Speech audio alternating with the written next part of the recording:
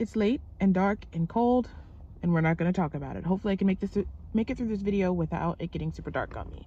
But today I wanted to talk about giving yourself what you want. It's been a reoccurring thought in my mind, so I feel like it must be something important to share with you all.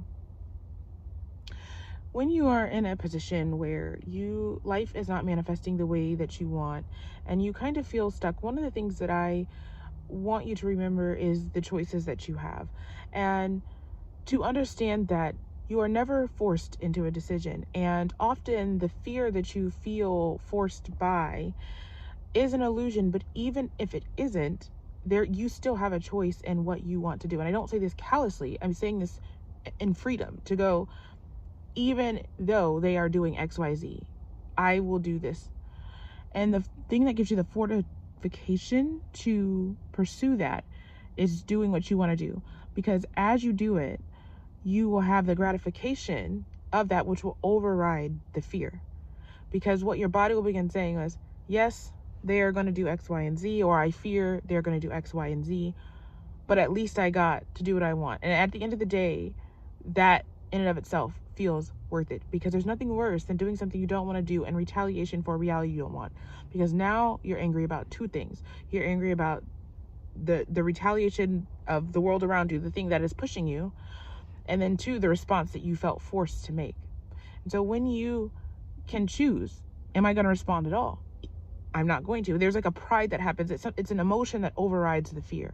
You just assumed that you'd be consumed by the fear, and you won't be. You have to give yourself what you want.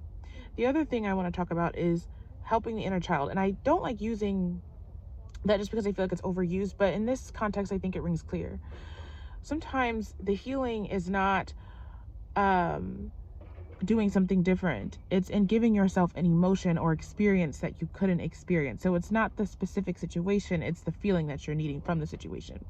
And so in facing these things where you feel pushed or prodded into something you don't want to do, a lot of times the healing thing is to do what you want to do, because you were living off of survival mode, which is I have to do this thing to survive.